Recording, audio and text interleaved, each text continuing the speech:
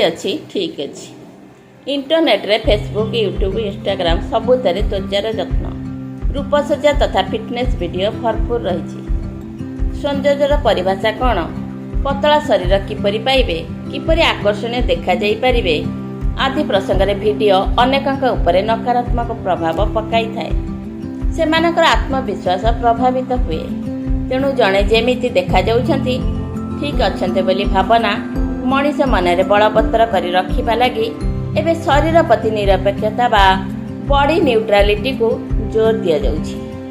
तो जड़े निज शरीर संपर्क में चिंता कले विव्रत हो पड़ा स्वाभाविक। जड़े कृष्णवर्ण होते गोरांकर प्रति आकृष्ट होगा, जड़े अतिरिक्त गोरा होते से सुंदर वर्ण पाइबा चेष्टा करवा, पतला मनीषटी टिके स्वास्थ्य लगे एवं पृथुला मनीष पतला होगा आदि संपर्क में विशेष चिंता करिथांती।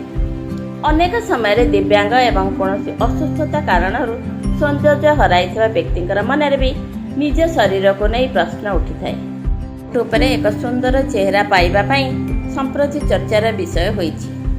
एबे विभिन्न गणमाध्यम घन घन ए संक्रांत प्रचार लोक मानकर बेसी दृष्टि आकर्षण करुछि एवं निज शरीर को नहीं सेमानकर मनरे सेही मात्रा रे असंतोष भी बढ़ी चलीछि। एपरिकी संतान जन्म हेबा परे निज शरीर रे आसीथिबा परिवर्तन को नहीं महिला माने एक प्रकार चिंतार पड़ी जाइछन्ति।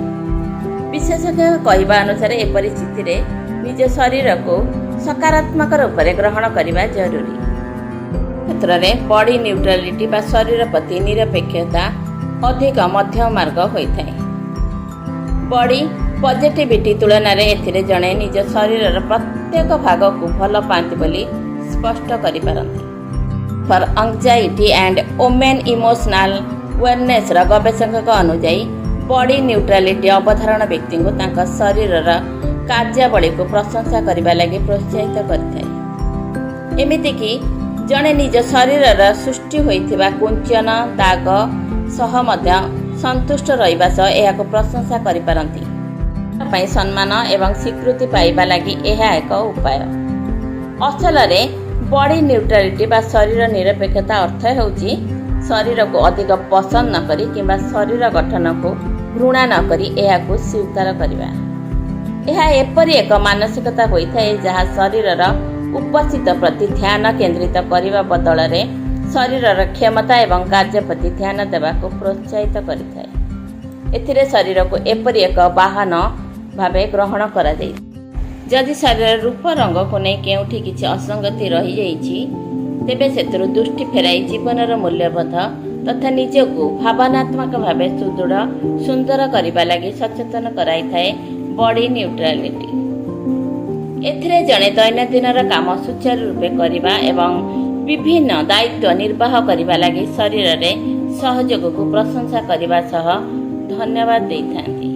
शरीर निरपेक्षता विश्वास रखुवा मनीष एक सुस्थ शरीर सह सुस्थ व्यवहार उपरे विशेष दृष्टि दियंती। कारण सुस्थ हेबा अर्थ एक निश्चित रूप बा शरीर आकार होई न थाए। मनीष पई सुस्थ दक्ष एवं रुचि संपन्न शरीर एक प्रमुख आवश्यकता। शरीर निरपेक्षता एही दिगरे ही समस्तଙ୍କର दृष्टि आकर्षण करिथाए। यह भाबिबा उचित जे मु जेमिति अछि ठीक अछि। धन्यवाद।